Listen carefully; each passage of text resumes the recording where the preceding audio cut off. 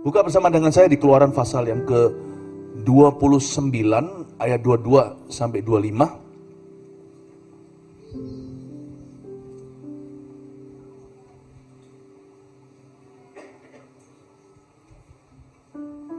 Jadi saya kasih sesuatu yang straightforward ya, artinya saya tidak akan kasih contoh-contoh sebisa mungkin, ilustrasi-ilustrasi, nggak usah, udah langsung aja to the point kepada Anda.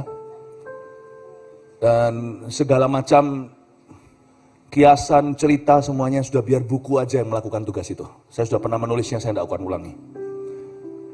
Ada beberapa cerita-cerita yang saya ambil juga dari biografi, saya nggak tahu masih ada nggak. Itu biografi bukan autobiografi, saya tidak menulis sendiri, tapi seorang rekan yang menulisnya.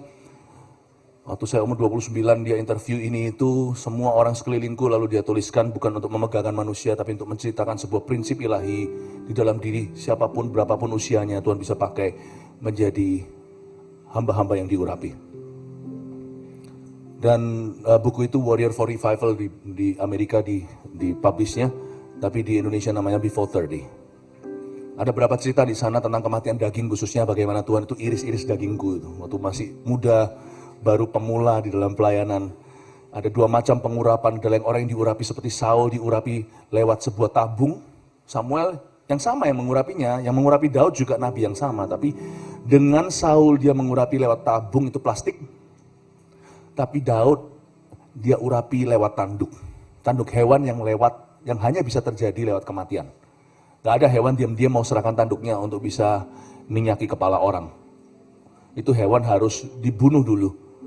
Diambil tanduknya, dibolongi di tengah, dikasih minyak, dituangkan ke kepala seorang raja muda namanya Daud.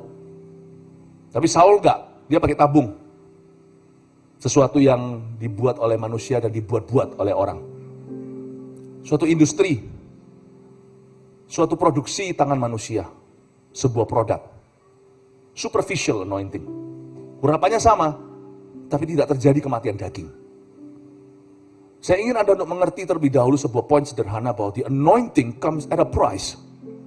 The love of God does come at no price. He's giving you free. Free of charge because He loves you the way you are. You don't have to prove anything to Him, gak perlu membuktikan diri. Gak ada syarat yang berlaku. Unconditional love dalam bahasa Chinese-nya, yang tahu Chinese seneng.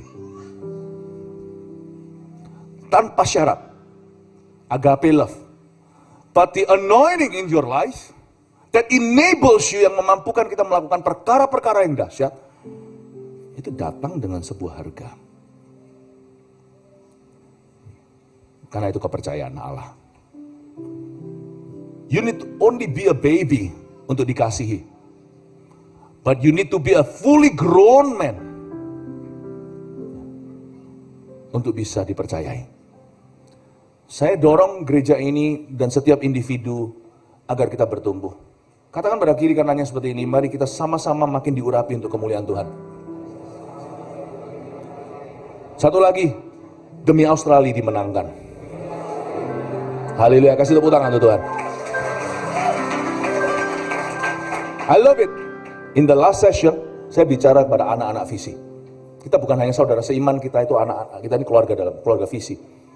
I'm talking to you semua pengerja-pengerja, saya ingin memberi kredit kepada Anda bahwa orang-orang yang tadi yang pengerja-pengerja kita, volunteer-volunteernya, gak peduli mereka tadi sudah melayani apapun juga kebaktian 1, 2, 3, bahkan dimulai dari kemarin malam, AOG semua, tapi Anda tidak mau privilege apa-apa, tadi ikut antri. So bravo kepada semua sukarelawan kita, kepada semua pengerja. That's the spirit. Itu bukan kedagingan. Itulah kerohanian. You're different. Keluaran pasal 30, saya baca dulu ayat 22 sampai 25. Mengenai minyak urapan yang kudus, berfirmanlah Tuhan kepada Musa, ambillah rempah-rempah pilihan, mur tetesan 500 shikal, dan kayu manis yang harum setengah dari itu, yakni 250 shikal, dan tebu yang baik 250 shikal, dan kayu teja 500 shikal, ditimbang menurut shikal kudus, dan minyak zaitun 1 hin. Haruslah kau buat semuanya itu menjadi minyak urapan yang kudus Suatu campuran rempah-rempah yang dicampur dengan cermat, seperti buatan seorang tukang campur rempah-rempah. Itulah yang harus menjadi minyak urapan yang kudus. Let's talk about the ingredients for the genuine anointing oil. Yang namanya minyak urapan yang dipakai sekarang itu baby oil, itu bukan urapan yang sesungguhnya secara racikan. Saya tidak mau jemaat percaya kepada sesuatu yang sifatnya seolah keramat. Karena di dalam kekristenan tidak ada jimat. Don't believe, jangan percaya pada kehasiatan suatu benda. Peduli amat jikalau itu adalah minyak urapannya. Saya pernah suatu hari di sebuah desa namanya Desa Kerasak bersama dengan Pastor Yohanes waktu itu di Ungaran. Nyetir sendiri ke sebuah desa sebelahnya, Banyu Urip terus lagi. Saya masih ingat waktu itu saya yang setir mobilnya, saya lulusan Kanada. Saya hampir nabrak sapi. Kalau saya pegang setir itu, semua orang di dalam mobil itu langsung imannya bertumbuh. Saya masih ingat kok, tinggal di sebuah desa namanya Banyu Urip, artinya living water. Tapi nggak ada airnya, no banyu. Orang mau cari air itu harus dari sumur yang dalam-dalam sekali, airnya, tanahnya gersang. Tidur di atas karung beras saya dan Pastor Yohanes dengan beberapa orang lagi tim kami, cuma berempat berlima untuk melayani sebuah desa. Apa Anda kira saya langsung di mega church? Saya langsung di kota? Saya bukan hamba Tuhan katrolan. Saya mulai dari Ungaran ke desa sini, ke desa sana, merintis di situ sendiri. Dipelonco kanan kiri. Saya harus melalui kematian. So saya mau terima urapan dari tanduk, bukan dari tabung. Makanya itu jangan Anda keberatan kalau masuk ke GMS. Peduli amat kalau Anda wakil pendeta atau bahkan pendetanya. Peduli amat kalau Anda dulu WL-nya di mana-mana. Di sini semua mulai dari MSJ 1. Right? My spiritual journey 1. Mulai lagi dengan CK 8 kali dari 12 kali pertemuan consecutively. Jangan miss anything supaya dapat NIJ nomor induk jemaat. Meskipun NIJ itu nggak bisa kau pakai untuk beli bubble tea. Dapat diskon berapa? Nggak ada. NIJ itu sebuah kebanggaan bahwa I pay the price to be here. Kita bukanlah gereja, yo join yo ke GMS yo supaya langsung kamu jadi WL, langsung kamu jadi pengkhotbah. Sana bisa khotbah bukan berarti diurapi untuk berkhotbah terhadap gereja jemaat kami. Karena kita tidak beli kata-kata. Yang kita terima adalah urapan Allah. Minyak itu ada harganya. Just because sana cakep bukan berarti jadi suamiku. Enak aja. Hanya barang cantik bukan berarti jadi istri. Emangnya dunia nafsu? Hubungan kami itu real. Nyata. Itulah GMS tercinta. It's the anointing. It's the word of God's anointing. Nah, waktu di Desa Kerasak itu saya tidur di atas keranjang gitu sekalian mandi. Saya tanya sama Pastor Yohana, yo, ini mandinya di mana? Ya di sini kok. Hah? Sini. Ya kamu lihat sana. Udah betul-betul cuma ditutup dengan rotan begitu yang bisa kelihatan. Lalu nggak ada saya pakai apung, batu apung dan dulu pakai tas itu di dalamnya cuma ada Alkitab dan ada minyak, sikat gigi, udah gitu aja. Saya kemana-mana. Wah, udah saya ini orangnya jijian. Bersihan maksudnya saya kalau lihat yang gitu-gitu gilo saya. Tapi pada waktu itu tiba-tiba ada satu orang lumpuh, saya masih ingat. Saya minta minyak urapan, mereka nggak ngerti minyak urapan ini. Wah, dengan sekian sikal, nggak ada, yang ada minyak goreng. Cap dorang. Cap apalah nggak tahu. Saya bilang minyak goreng pun will do. Come, bring it to me. Saya oleskan di dahi orang itu. Orang lumpuh itu berjalan. Loh, gini-gini harus kasih tepuk tangan untuk Tuhan. Tapi setelah dia berjalan, mungkin besok dia jerawatan. Karena saya olesi minyak goreng di dahinya atau di kepalanya. Untung dia bukan wanita yang lebih sensitif skinnya. Lalu habis itu kami dikasih ayam, dikasih apa, ayam hidup dan sebagainya. Itu caranya mereka untuk memberikan rasa syukurnya. Luar biasa loh. Let me tell you, any oil will do. Tapi ini signifikansinya rohani. Di sini kita bisa melihat karakter Kristus dan apa yang Tuhan kehendaki. Waktu kita baca di dapur urapan ini dan semua ingredient atau semua bahan, kita bisa mengerti what God really wants. Apa yang Tuhan sentau di kansang sama. Tuhan itu sebenarnya lihat apa sih? Bukankah Tuhan itu disebut sebagai Allah yang melihat hati? Lalu apa yang dia lihat kira-kira di hati kita? Apa kira-kira yang dipandang sama Tuhan? Sebab kalau koko-kokonya Daud itu semuanya gagah perkasa, Tuhan sama sekali gak melirik ke mereka. Pasti ada sesuatu dalam diri Daud yang Tuhan pandang. What is it? Nah, masuklah ke dunia Tuhan, di mana telur dan ayam sama-sama berlomba-lomba. Kalau dalam dunia ciptaan, ayam dulu lah, mana ada firman yang berkata maka Tuhan menciptakan telur. Tuhan ciptakan hewan, lalu hewan itu bertelur. Tuhan ciptakan pohon, pohon itu buah, lalu buah itu dalamnya ada bijinya. Tapi di dalam dunia urapan, saling berlomba-lomba. Sebenarnya, diurapi dulu atau bayar harga dulu untuk diurapi? Dua-dua lah. Orang yang diurapi gak akan takut bayar harga. Orang yang diurapi tidak akan punya mental instan. Meskipun mujizat itu terjadinya spontan. Tapi kalau kita mau semakin diurapi, kita harus rela untuk disalibkan. Pesan yang saya bawa ini tidak akan mudah, gampang didengar, susah dilakukan. Tetapi lebih susah lagi kalau kita tidak melakukannya, berarti hidup kita akan penuh dengan kehampaan, hampa urapan. Saya ingin Anda untuk mengerti bahwa urapan itu nyata dan semua bahan-bahan yang disebut di sini itu mengandung signifikansi rohani. Are you with me? Let's go through one by one. Not hard kok. Cuman irasan beberapa aja bahan-bahan saya jelaskan ya. Pertama ayat 22 berfirman Tuhan kepada Musa.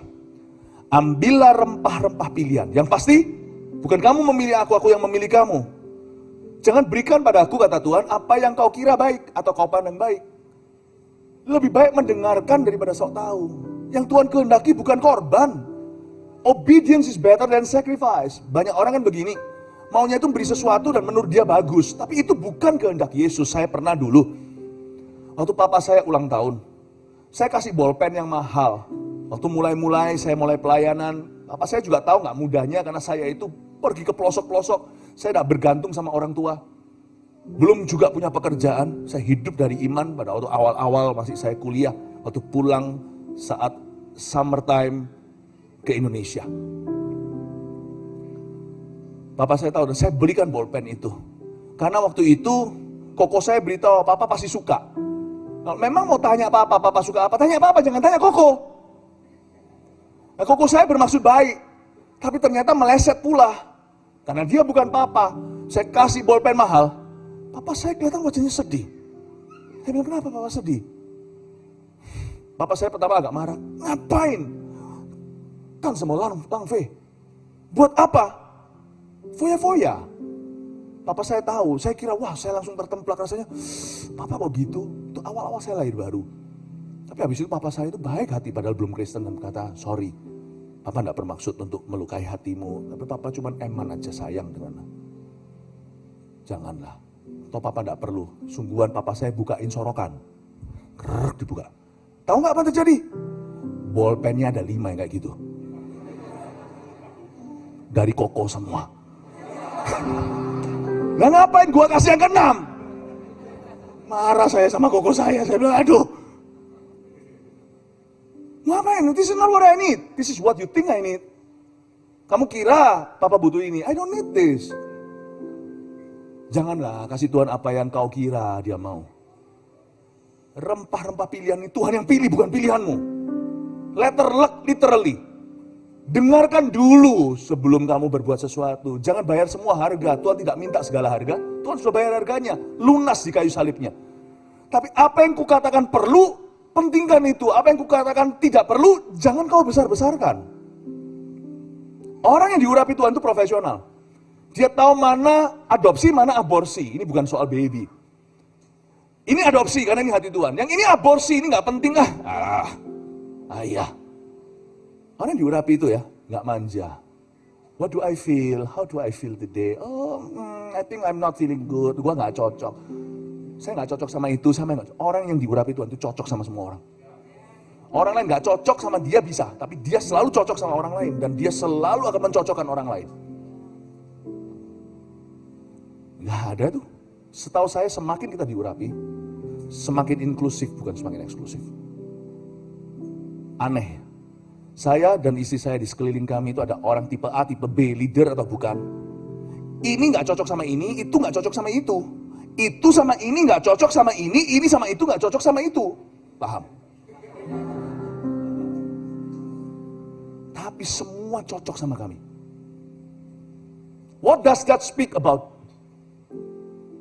you? That you are anointed above the rest. That everybody finds their source of water in you. Saya nggak percaya, aku dicekin, oh cocok, aku gini, aku suka sama itu, nggak bisa. Hayya. Diurapi so tanggung-tanggung gaya-gaya. Sorry ya, sekali-kali aja saya ngomong apa adanya ya. Saya bukan sok diurapi, yang enggak sih ya. Karena orang yang diurapi pasti humble atau pasti ngalami humility, nggak mungkin dia merasa he has arrived. No, that's not what I mean. You're mistaken. Tapi yang saya maksudkan adalah, kalau saya melihat kayak begitu, itu saya cuma, pendapat saya gampang. Hayya, dalam hati ya, sekya. Anak kecil dulu, anak kecil. Ini nggak cocok, ini gitu, kelas ini, kelas. Orang yang diurapi itu pembawa damai. Jangan kira orang diurapi itu membuat orang rebah. Itu iya. Bukan itu saja. Semua orang yang cocok. Bukan, Anda akan cocok sama semua orang. That's the anointing. Don't give God what you think He needs. Tapi apa yang betul-betul Tuhan pentingkan, adopt. Apa yang menurut Tuhan kurang penting, abort. Nangkep ya ini? Makanya di dalam leadership kita harus hati-hati. The more convicts you have, the less anointed you will become someday. That's powerful. Berfirmanlah Tuhan pada Musa, ambillah rempah-rempah pilihan. Oke, mulai masuk ke ingredient pertama atau bahan. Mur tetesan 500 shikal. Katakan mur. Mur ini bukan sekrup ya. Minum sekrup lu mati gitu ya. Mur tetesan 500 shikal. Ini mur tetesan ini adalah bahan antiseptik. Mur di sini itu emas, kemenyan, dan mur. Yesus waktu bayi dikasih orang-orang Majus kado untuk ibu Yesus. Yaitu emas untuk sekolahkan dia. Kan Yesus sekolah kerabian. Yesus tahu Taurat. Belajar semua, umur 12 sudah bisa berdebat. Sudah bisa tanya, bukan tanya jawab, sudah bisa beri masukan, luar biasa. Kemenyan. Itu untuk inilah ya. Aromaterapi untuk apa? Untuk kesehatan. Dikasih exhaust, dikasih pendingin ruangan, gitulah zaman modernnya sekarang, atau dikasih untuk penjernih udara. Tapi mur itu obat-obatan, dikasih toolkit. Yesus nggak pernah sakit tapi dikasih untuk keluarga itu supaya nanti medical bill-nya nggak seberapa. Itu semacam dikasih asuransi, dikasih tanda merah palang itu, dikasih dalamnya itu obat merah, obat luka, dikasih salon, dikasih salon pas itu, dikasih ini itu. Mur itu obat-obatan. Mur itu adalah bahan antiseptik yang pahit kalau Anda minum. Jadi suatu hari saya pernah pada waktu di dalam sebuah sebuah bullet train di negara lain, waktu itu saya pergi dengan tim pelayanan, lalu ada satu tim pelayanan keluarin satu botol, dia bilang ini luar biasa nih, ini antiseptik luar biasa. Wah, semprot apa aja bisa katanya, semprot di muka juga bisa, dimasukin di mulut juga bisa. Saya bilang sungguh hantah. Dia bilang iya ini matikan virus. Masa sih sebelum corona? Masa sih? Saya lihat lagi, air ini kamu dibohongin ini. This is water. Saya bukan mau bunuh diri, tapi saya semprot di jari sedikit, saya jangan lakukan ini, don't try this at home. I think that's a foolish thing to do, but I did it. Just to prove my friend wrong. This is water, nyo. Kalau dia antiseptik dia pasti pahit. Pernah makan nggak itu apa ya dulu yang waktu saya step waktu kecil pernah dikasih mama yang bulat-bulat itu mahal sekali, satu berapa juta itu, binahong. Semua? Suipian nih. Tianziwang, ya. Itu ya. Itu pahitnya. Nah, itu ya. Antiseptik itu pahit. Pernah merasa pahit? Disalahi, difitnah? Pernah rasa pahit disikut sama orang? Dibalap? Pernah rasa pahit yang disebabkan orang atau semata-mata yang tiba-tiba di hatimu kerasa? Mau tahu enggak? Urapan itu bahan kesatunya pahit namun bukan kepahitan. Kepahitan itu pilihan. It's something bitter God allows in your path. Dan kalau saya lihat hari ini, saya rewind ke belakang, semua saat-saat saya punya pengurapan pribadi itu menanjak begitu tinggi. terjadi leaps and bounds, terjadi perlipat gandaan dalam pengurapan dalam hidup saya. Itu selalu ada satu episode yang sangat pahit dalam hidupku. Bukan berarti saya undang semua hal-hal yang pahit itu, ngapain cari masalah. Tapi kalau datang, bertemanlah dengannya, karena dia bisa menjadi bahan berikutnya untuk mengurapimu lebih. Kalau respon hatimu betul. Jikalau respon hatimu salah, Anda akan berakhir di selokan, bukan di urapan. Ambillah rempah-rempah pilihan, take it! Take that as an ingredient for your next anointing. Atau untuk pertumbuhan urapanmu. Mur tetesan, nggak tanggung lagi, 500 shikal. Saya nggak tahu tuh, 500 shikal tepatnya seperti apa, saya nggak cari tahu. Tapi kalau saya baca bahan-bahan yang lainnya shikal-shikalan, ternyata mur ini cukup besar ukurannya. Karena kalau Anda baca berikutnya, kayu manis yang harum itu hanya setengah dari itu, alias 250. Berarti mur atau sesuatu yang pahit itu double porsi diberi. Nangkep ya? Betul-betul seolah-olah merasa overdosis ketika terjadi. Aku nggak tahan, kata orang Hokian, betahan nih gua. Saya nggak mampu lagi tanggung yang begini. Sumpah aku setiap hari kesel di hati. Aku nggak tahan Tuhan, kayak mau lari. Pernah kayak gitu? Kayak mau quit. Kayak mau quit. Anda sedang dimuri sama Tuhan. Rekor muri itu ada dua. Yang duniawi, Anda break some record. Ini dimuri sama Tuhan. Ini dikasih sesuatu kejadian atau suatu kondisi yang pahit. Ini bicara tentang kematian daging, the death to self. Lu bisa membalas tapi memilih untuk mengampuni. Kamu bisa mengeluh tapi kamu menangis, bukan meratapi diri tapi bersyukur dalam segala keadaan dan maju. Kita bisa merasakan kepahitan, atau kita bisa merasakan Tuhan di situasi pahit ini dan berkata, kehendakmu bukan kehendakku yang jadi. The death to self, kematian daging. Semakin daging kita mati, semakin diurapi. Dan semakin kita diurapi, semakin mati daging kita. Terjadi sebuah lingkaran Tuhan, bukan lingkaran setan. Kalau lingkaran setan kan beda. Orang dilecehkan, nantinya dia juga melecehkan dan jadi predator. Wah, itu nggak mari-mari, nggak selesai-selesai. Nanti setelah dia jatuh korban lagi, gara-gara orang itu, orang berikutnya yang jadi korban nanti jadi predator pula. Demikianlah dunia pelecehan di dunia, nggak selesai-selesai, nggak rampung-rampung. Lingkaran setan itu ada, tapi lingkaran Tuhan juga ada. Orang yang diurapi akan semakin mati dagingnya. Orang yang diurapi itu bukan sok diurapi, bukan. Orang yang diurapi Tuhan sesungguhnya, Anda bisa lihat. He's almost, nggak ada orang yang sepenuhnya mati dagingnya. Itu kita semua mati setiap hari menyangkal diri. Catherine Kuhlman berkata, I die 1,000 deaths. Orang yang diurapi itu akan kelihatan satu manifestasi. Sebelum Roh Kudus bekerja nge-flow dalam pelayanannya, Anda melihat roh membunuh dagingnya. The Spirit.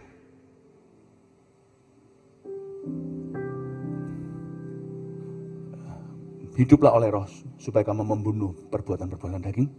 Roma 8. The Spirit kills the works of the flesh. Tanda urapan itu ternyata bukan sok-sokan. Hebat.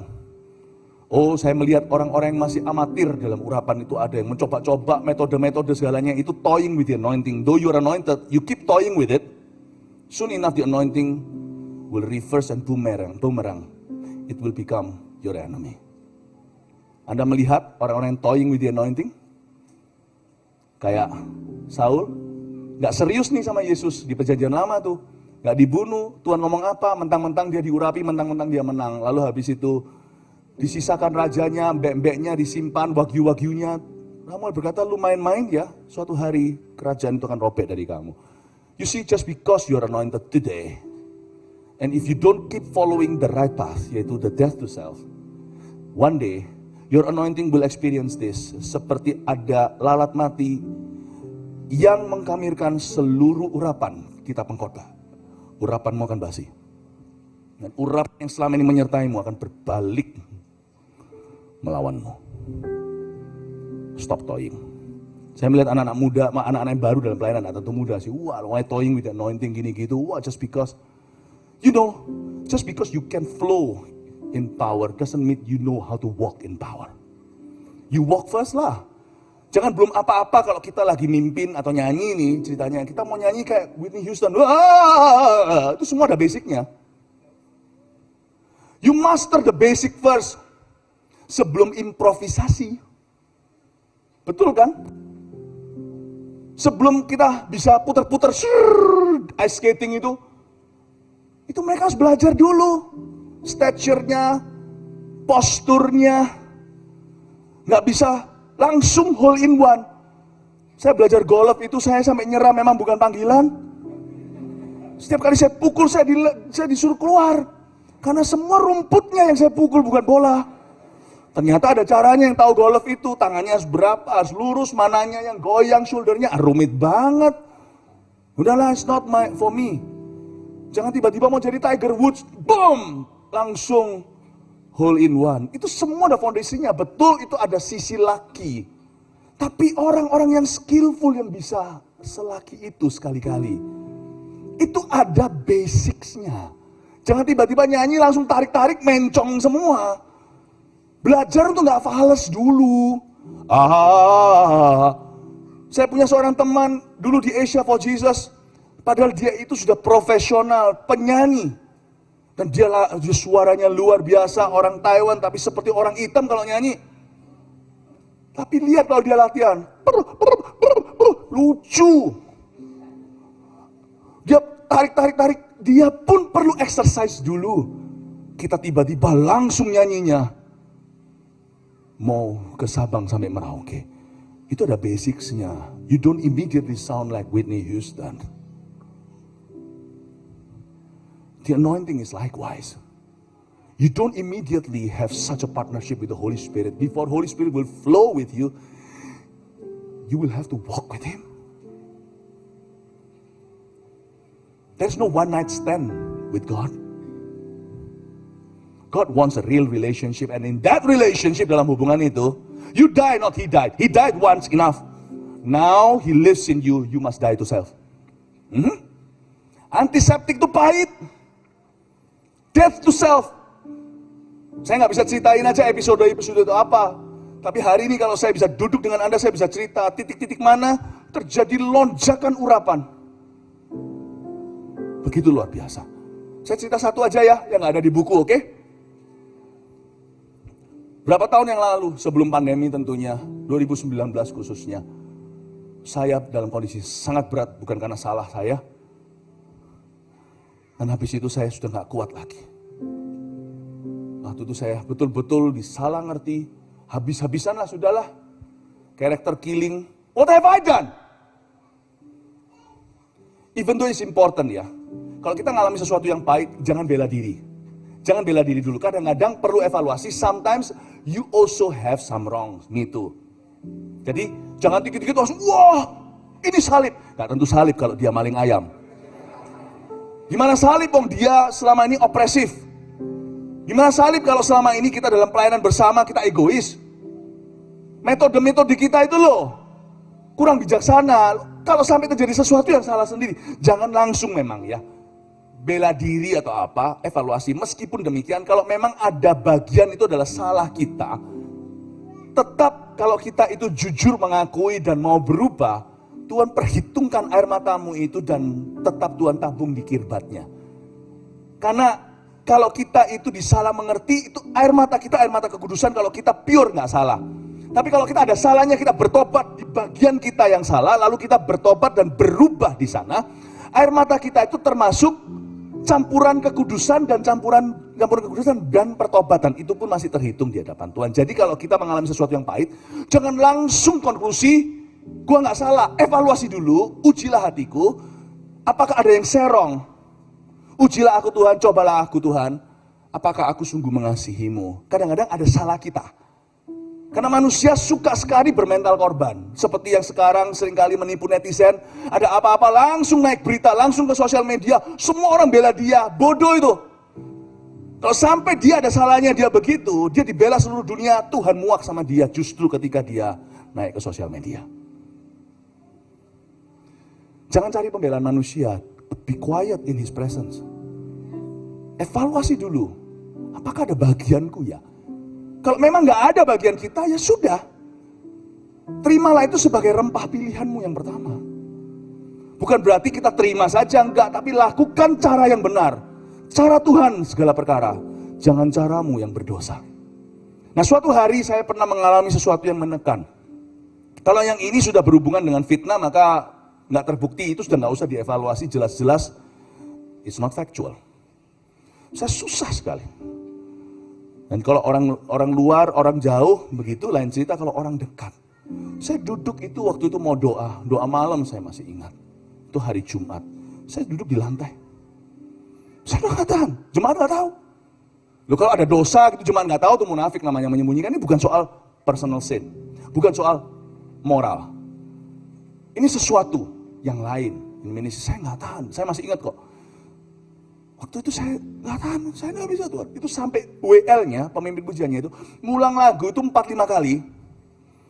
Saya sudah dikasih tanda, itu SM Service Managementnya sudah beritahu kok Philip, naik ke atas. Saya nggak responi, saya duduk, semua orang berdiri, saya duduk. Berapa kali diulang tuh, haleluya 12 kali itu udah kali 12. Saya bilang, Tuhan, I cannot go any more further than this. I cannot.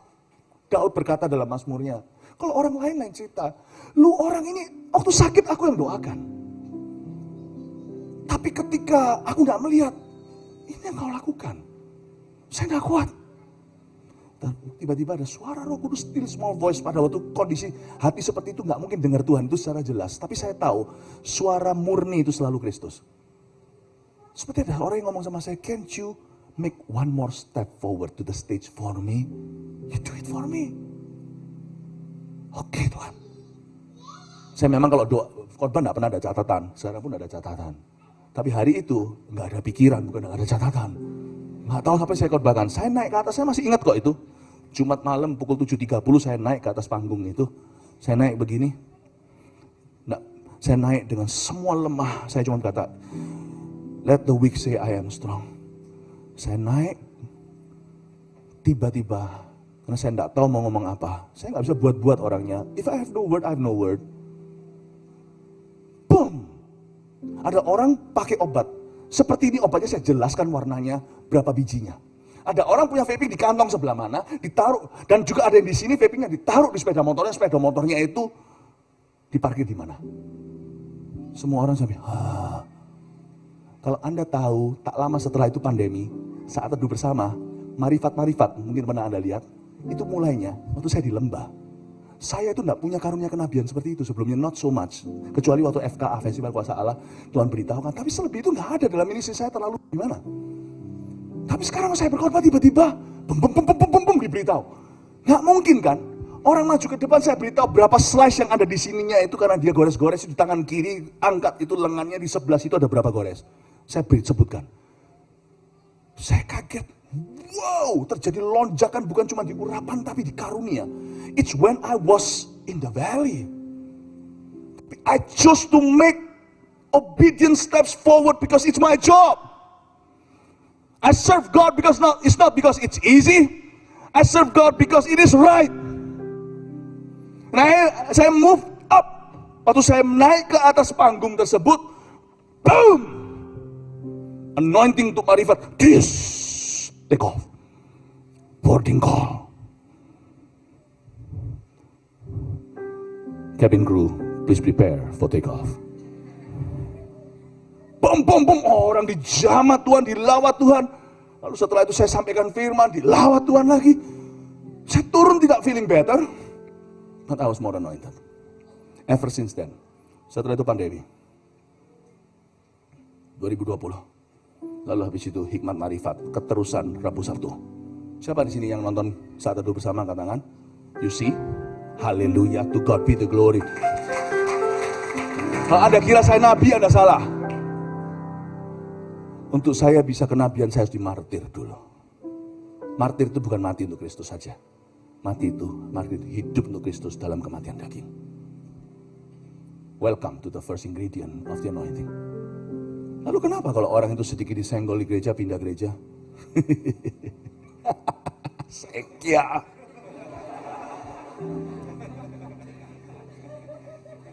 Dikit-dikit ini itu pecah. No way ya. Sudah terlalu banyak gereja Indonesia pecah di luar negeri mana-mana. Not our church.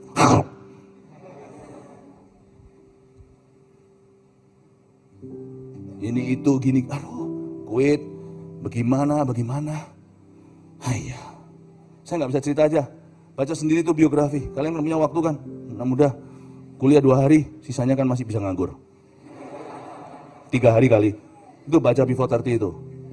Adikku digasak sama youth pastorku di gereja. Adik saya dihajar, dipukul. Umur 9 atau umur 11 saya lupa.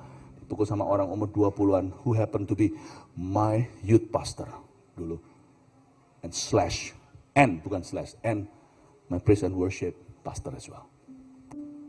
I stay in that church until the end of my stay in Canada. Under his leadership.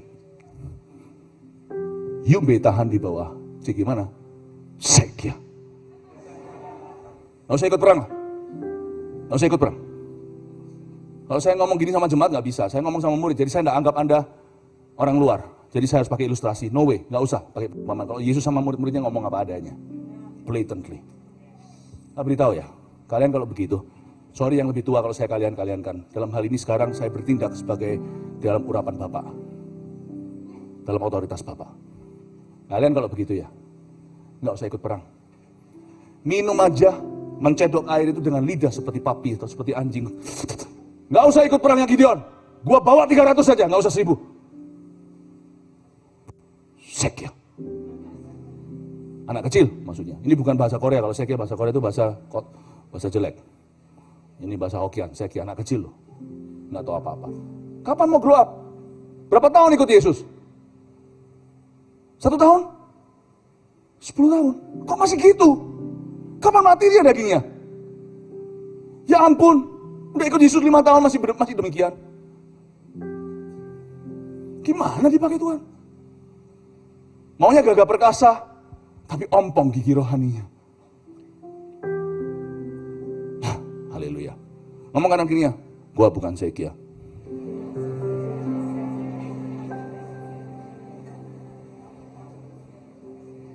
You understand? Saya tidak judgmental orangnya. Kalau ada orang-orang di bawah saya, siapapun juga, jemaat atau leadernya begitu, saya pasti akan berbelas kasih. Saya itu orangnya kayak gitu. Tapi kalau saya khotbah gini, buka kartu saya. Tapi kalau saya, handling saya itu, kalau saya adalah jasa logistik, handling saya itu bagus. Jadi fast-fastnya nggak pecah kalau di tangan saya. Siapa yang di bawah saya, siapapun juga, jemaat atau bukan, jemaat atau leader atau gimana, saya pasti dengan compassionately. But if you come into my army, into my military mode, and I'm speaking as a general in war. Sorry guys, you don't make this army. Go home, stay home, under the blanket, ngedot. Jangan ikut perang. I don't welcome you in the battlefield, because you'll be my burden. You'll not be my help. Nangkap ini ya? Is this too hard? Are you guys hating me already? No lah, ngomong kanan kirinya, I love the preacher.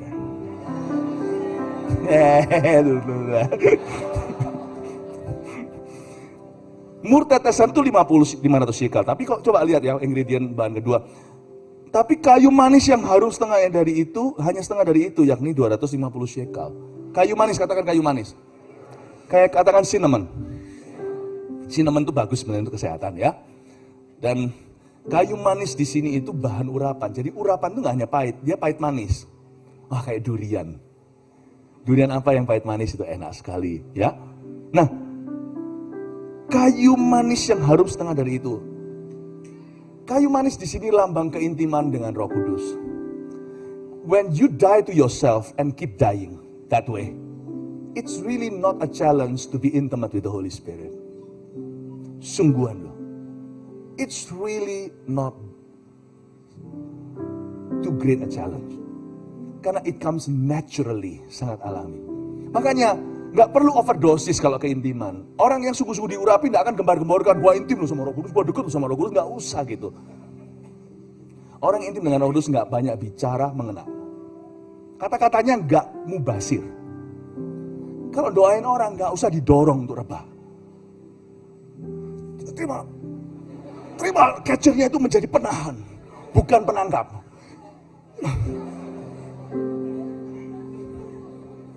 Kalau bicara soal manifestasi dalam yang kelihatan, no really, 250 shekel enough.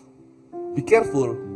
Ini suatu contoh yang nggak masuk akal, contoh yang ridiculous, yang konyol, oke? Hati-hati kalau orang diurapi dia, haji, orang rebah semua.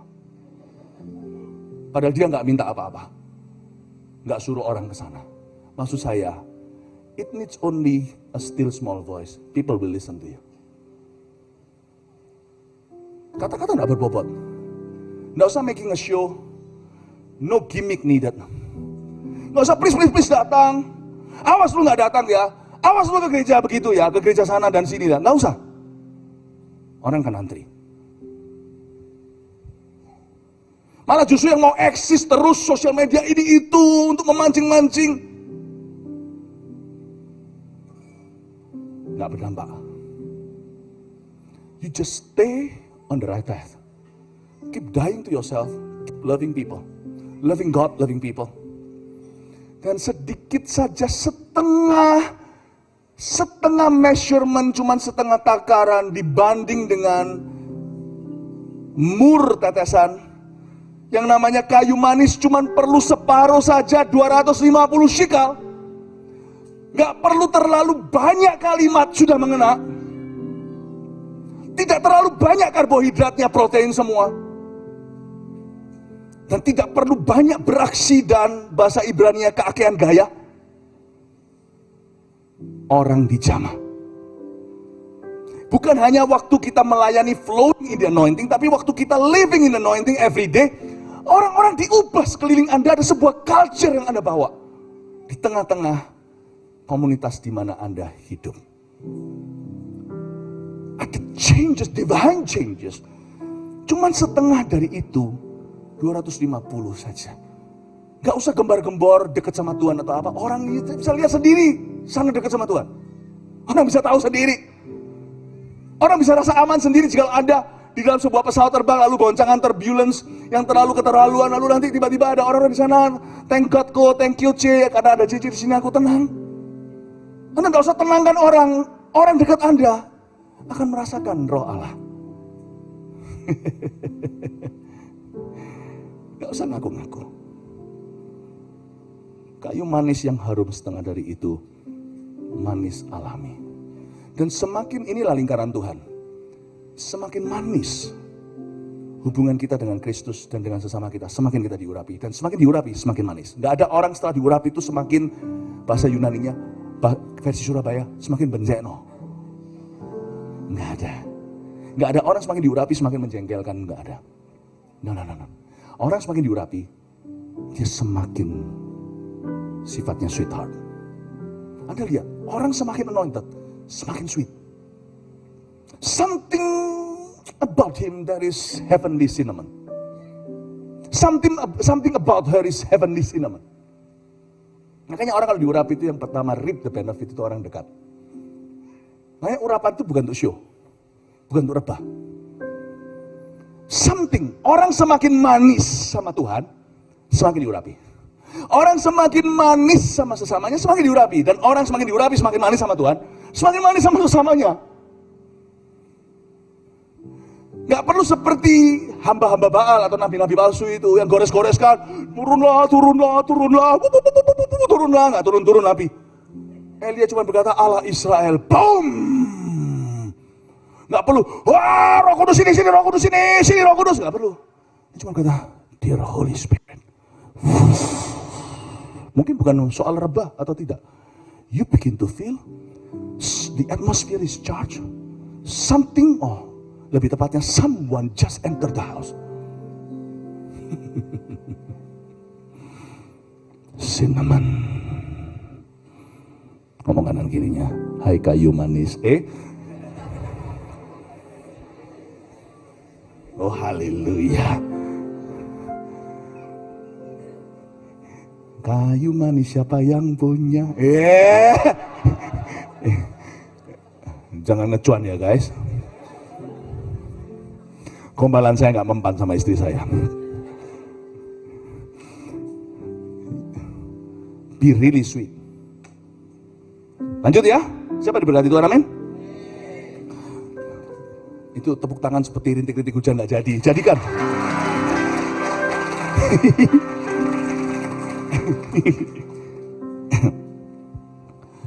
Orang kalau diurapi, waktu kita doa dan pelayanan, kita orang yang sama. Paham ya? Nggak tiba-tiba berubah bahasanya. Kalau khotbah, kalau ngomong ya kurang lebih gitulah, 11-12 sama.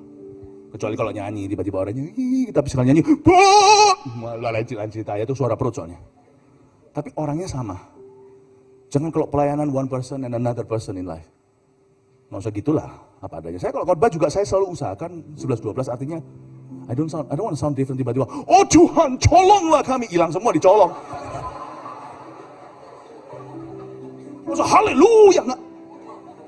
Oh, saya nggak ngomong, jika saya nggak nyindir-nyinggung siapa-siapa ya. Banyak hamba Tuhan pendeta, teman-teman baik saya. By the way, not all my friends itu just GMS people.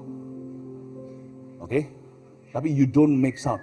Saya kenal ada seorang hamba Tuhan yang khotbahnya begitu, tapi in life dia juga begitu. Yang lain cerita gitu ya. Tapi ada orang yang beda banget. Depan tuh, Hosanna, haleluya. Tapi nanti habis itu, dasar lu apa, semua lain-lain sekali. Cinnamon is real sugar, you know. It's not. Itu is a natural sugar, natural. Dia bukan proses. Kalau langsung dari nature ya, cinnamon juga bisa diproses. Cuman yang ini maksudnya ini adalah real cinnamon yang natural. You should be natural. You should be supernaturally natural. You should be naturally supernatural. Think about it, bawa pulang ke rumah. Tidur pikirkan itu, maksud kata-kata itu. Lanjut lagi, yakni 250 shikal dan lalu habis itu tebu yang baik 250 shikal. Pakai tebu 250, tebu, katakan tebu. Akan sesuai. Mana minum air tebu? Tebu juga manis. Tebu di sini harusnya kalau kita baca itu adalah makanan rakyat. Tebu itu bukan sesuatu yang wah. Kalau nggak percaya, tanya sama Pastor Robin. Kung Fu Panda. By the way, you must not bully your pastor. Only you, the pastor above your pastor can bully that pastor.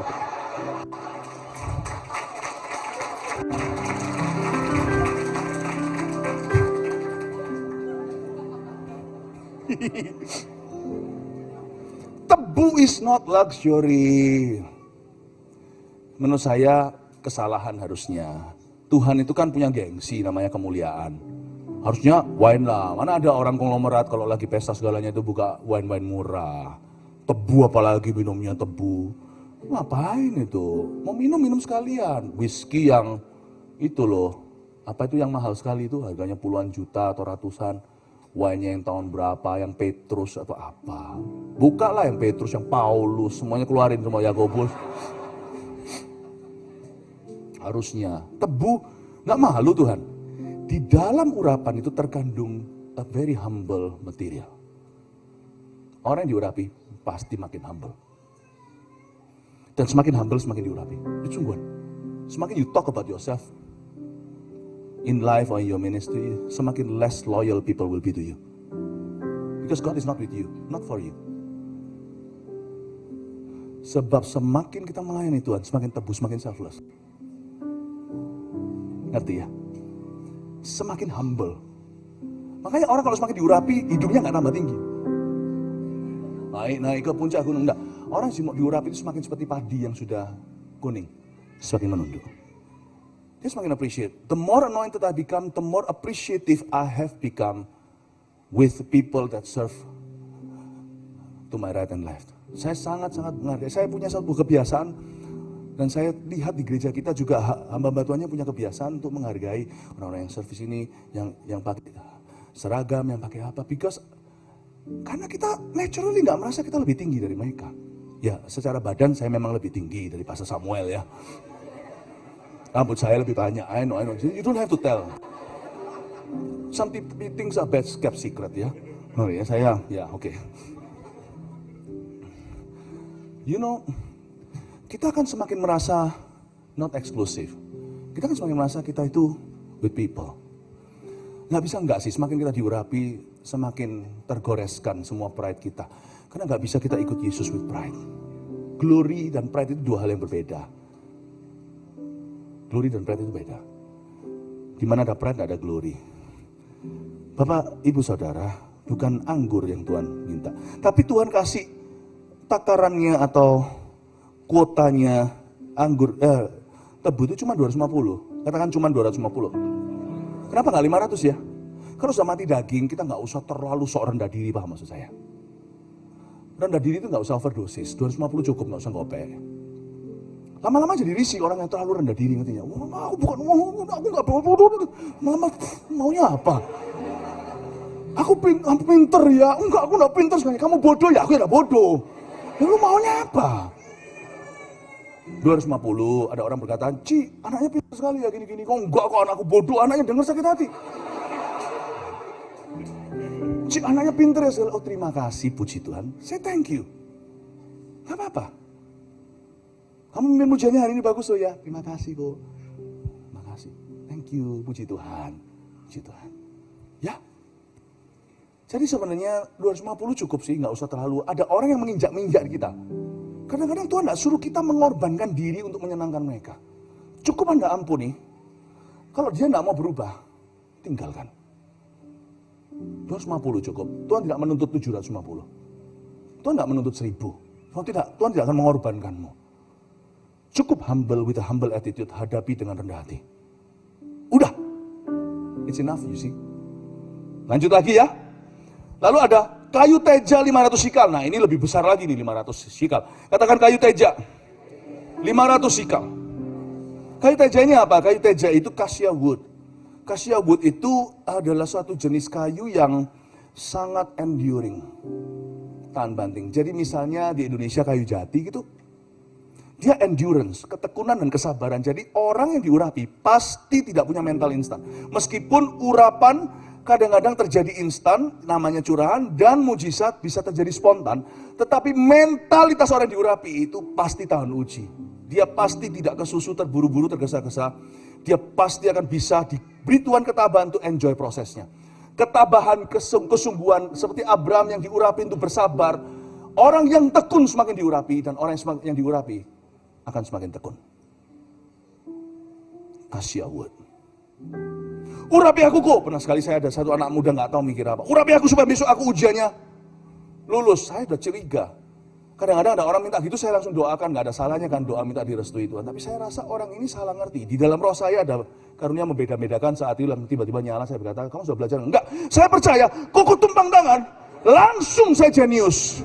Gila lu, saya bilang.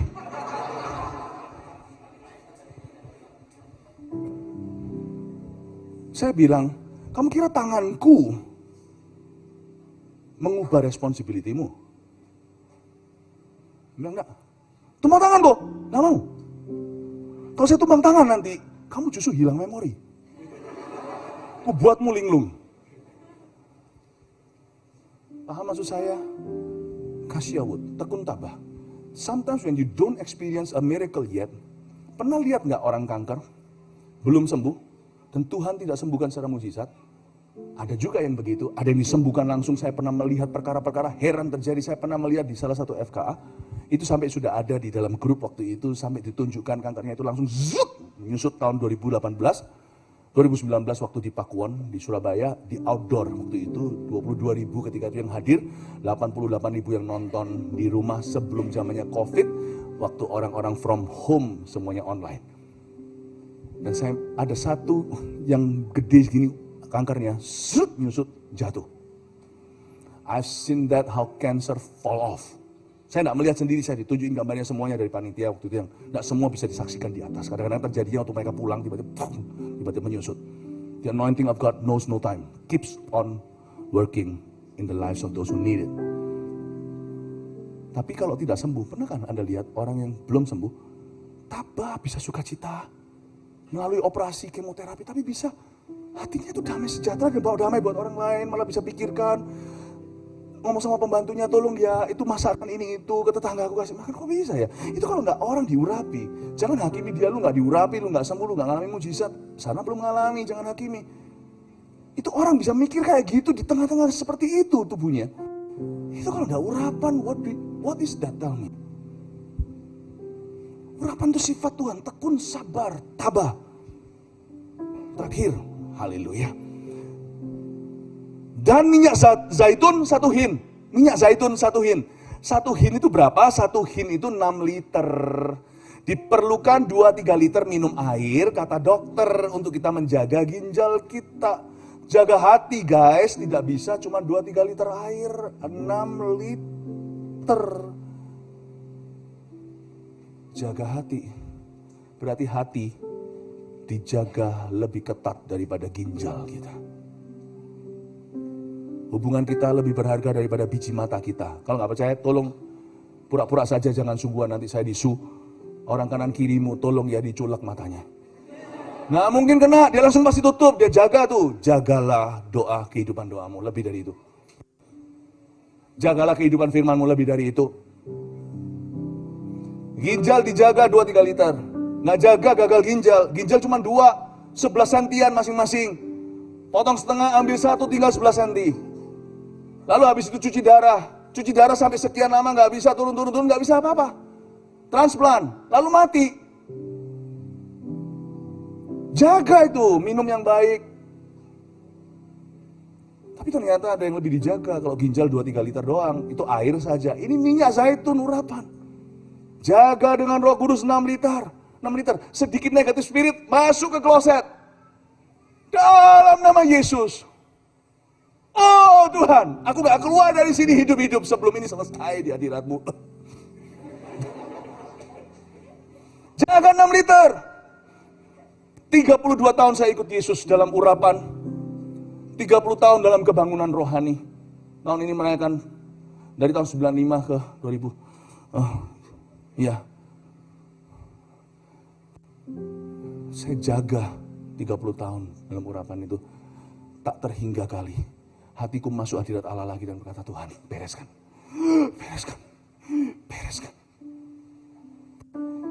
Kita jalan, hati kita mulai salah. Bujangan atau nggak bujangan, lebih parah kalau yang sudah menikah.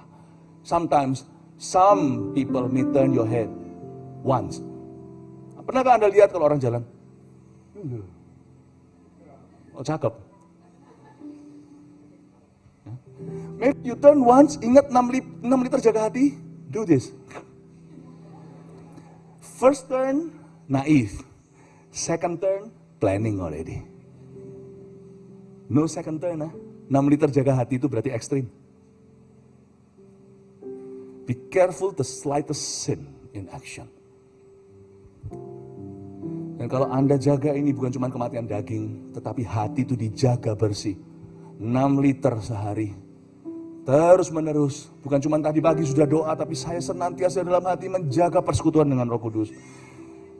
Oh, 250 shikal kayu manis saja cukup kok. Sungguhan lihat ya, tidak akan susah bagi Anda melakukan kehendak Tuhan. Dan akan ada pengurapan dan penyertaan.